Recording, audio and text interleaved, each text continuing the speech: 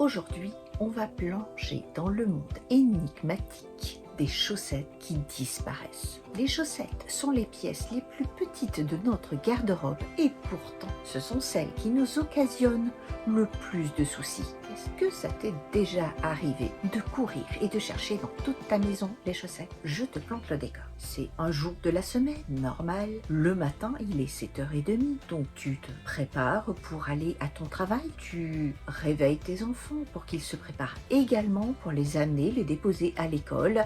Et toi, eh bien, dans ces matins-là, tout est organisé, tout est chronométré à la minute. Commence à te préparer et tu mets en dernier tes fameuses chaussettes. Mais au moment de partir, eh bien, tu ne trouves qu'une seule chaussette. Donc là, c'est panique à bord. Tu vas fouiller toute la panière à linge, on ne sait jamais, peut-être que tu ne l'as pas vue. Tu vas chercher, ouvrir tes tiroirs, tout sortir dans la panique pour trouver cette satanée chaussette. Et eh bien, pendant ce temps, l'horloge tourne et tu sens que tu vas être en retard. Résultat, c'est panique à bord, tu t'énerves. Et tout ça pourquoi? Pour une malheureuse chaussette qui a disparu. Ça te parle? Je suis sûre que tu l'as vécu. Parce que moi, je l'ai régulièrement vécu. Et ce truc, ça me rend dingue. Tu es certaine d'avoir mis des chaussettes dans ton lave-linge et quand tu prends ton linge, une fois qu'il est sec, tu le sors de ton sèche-linge et là, eh bien, tu ne retrouves que des chaussettes uniques, des chaussettes orphelines. Mais où sont passées toutes ces satanées chaussettes? Alors j'ai décidé de mener l'enquête, de comprendre pourquoi les chaussettes disparaissent systématiquement. Et c'est pas un phénomène isolé. Quand j'en parle avec des amis ou avec des collègues, mais tout le monde a le même problème. Et puis, on se retrouve après avec une quantité impressionnante de chaussettes uniques. Et est-ce que ça t'arrive de te demander qu'est-ce que tu vas bien pouvoir faire de toutes ces chaussettes? Eh bien, reste jusqu'à la fin de cette vidéo et je te donnerai quelques exemples, quelques petites astuces qui te permettront de réutiliser ces chaussettes et en plus de faire de substantielles économies grâce aux chaussettes orphelines.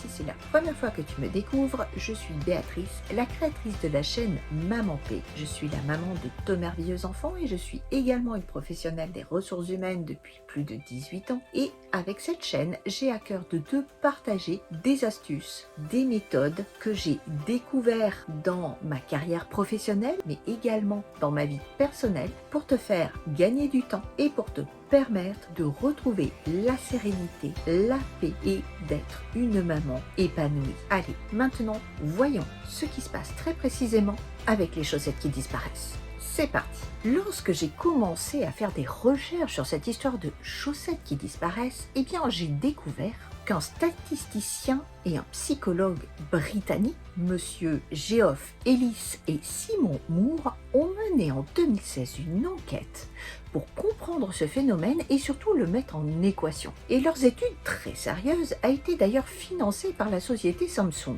Pour cela, les deux hommes ont mené une enquête auprès de 2000 personnes au Royaume-Uni sur leurs habitudes de lessive. L'étude a estimé que les Britanniques perdent en moyenne 1,3 chaussettes par mois, soit plus de 15 par an. Et c'est juste une moyenne. En fait, ils ont estimé qu'au cours d'une vie, cela représentait une perte de 1264 chaussettes, soit un coût moyen d'environ 3200 € par personne. Au final, leur estimation nous donne que à peu près chaque mois au Royaume-Uni se perd environ 84 millions de chaussettes. On estime également que ça doit être à peu près du même ordre d'idée en France. Au cours de leur enquête, nos deux chercheurs ont découvert que plusieurs facteurs sont à l'origine de la disparition mystérieuse des chaussettes. Premièrement, nos deux chercheurs britanniques ont soulevé l'hypothèse d'un lien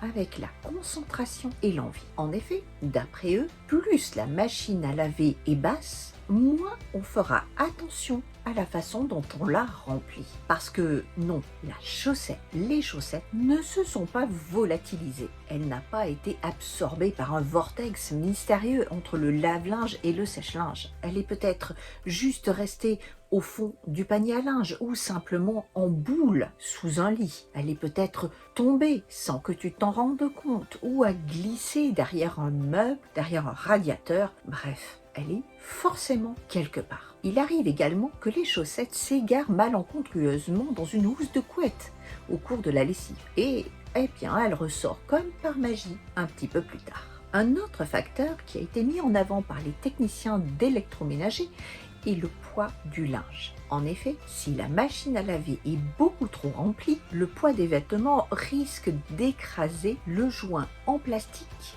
entourant le tambour et offrant ainsi une cachette inespérée pour les chaussettes. Après, pour les récupérer, il suffit simplement d'écarter le joint de la machine à laver avec un tournevis et normalement on peut récupérer les fameuses chaussettes disparues. Mais parfois, elles peuvent se faire aspirer et elles peuvent se faire déchiqueter par le tambour. Et j'en ai personnellement retrouvé également dans le filtre de ma machine à laver. Et là, c'est beaucoup plus problématique parce que ça bouche forcément l'évacuation de l'eau et quand on s'en aperçoit et qu'il faut vider le filtre, eh bien, c'est évidemment un moment où la machine était au milieu d'un essorage, elle a encore plein d'eau, le tambour est rempli et voilà, forcément, à ce moment-là, il y a de l'eau partout. C'est l'inondation. Bref, ces deux chercheurs ont donc mis au point une équation pour expliquer le phénomène de disparition des chaussettes. Voici l'algorithme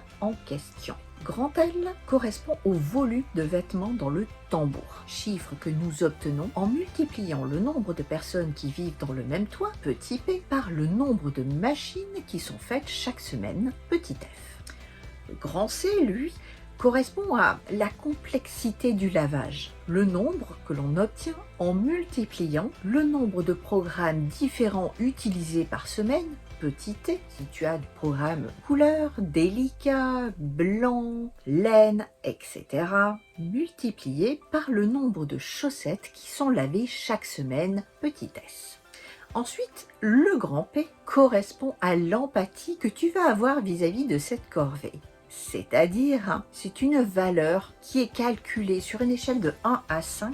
1 qui va correspondre à un fort dégoût de l'activité de laver son linge, à 5 qui va être vraiment un grand plaisir, une grande attention sur le fait de laver ton linge. Alors, ça a l'air un petit peu empirique, mais en gros, le 1, eh bien, c'est la personne qui s'en fout littéralement, qui prend tout son panier à linge, tout mélangé, et qui met tout dans la machine. Il ne fait pas de distinction entre couleurs, blanc, chaussettes, vêtements fragiles, délicats, peu importe, il met tout en même temps. Et 5, ça va être la personne qui va vraiment trier par couleur, par matière, par température de lavage, etc. Au final, on va obtenir un score qui va nous donner la probabilité plus ou moins forte de perdre ces fameuses chaussettes. Ainsi, un score de moins 60 correspond par exemple à une personne qui vit seule, légèrement psychorigide sur le protocole de la lessive. Donc elle, aucun problème. Elle ne perdra aucune chaussette. Un score de plus 60 et même plus correspond à une famille de plus de 4 personnes qui va laver son linge, disons, un petit peu n'importe comment. Alors maintenant, comment ne plus perdre ses chaussettes? Dans les astuces que moi j'ai personnellement essayées, celle qui vraiment fonctionne le mieux, c'est de mettre les chaussettes dans un filet. On en trouve à prix vraiment très raisonnable sur Amazon ou même les Centre Accor, les Jiffy, etc. Et moi, personnellement, c'est un sachet par personne. Parce que quand tes enfants commencent à avoir la même taille de pied que toi, ta fille comme toi, ton fils comme ton mari, eh bien, ça va commencer à être un petit peu difficile même de reconnaître à qui appartiennent ces fameuses chaussettes. Donc là, tu ne vas plus les perdre, mais par contre, tu ne sauras plus les différencier. Au moins, si tu fais un filet pour ton mari, un filet pour chacun de tes enfants et un filet pour toi, eh bien alors là, tu es tranquille. Après, tu n'as plus qu'à prendre ton filet, plier tes chaussettes et c'est rangé. D'autres astuces que tu peux trouver sur internet, ça va être de relier tes chaussettes avec des épingles à nourrice. Moi, je suis pas fan de cette technique parce que d'abord, tu troues tes chaussettes. Donc, suivant la matière, eh bien, tu peux avoir des dégâts. Et puis, si ça s'ouvre dans la machine à laver, ben, ton épingle à nourrice, forcément, elle va abîmer d'autres vêtements. Et dans le commerce, eh bien, il existe des petites pinces exprès qui permettent de relier les chaussettes. Mais je trouve ça un petit peu fastidieux parce qu'il va falloir que tu fasses ça pour chaque paire de chaussettes pour toute ta famille. Alors si tu es seul, ça peut être encore gérable. Maintenant, si comme moi, eh bien, tu as une famille de 4 personnes, ça commence à être franchement un petit peu lourd.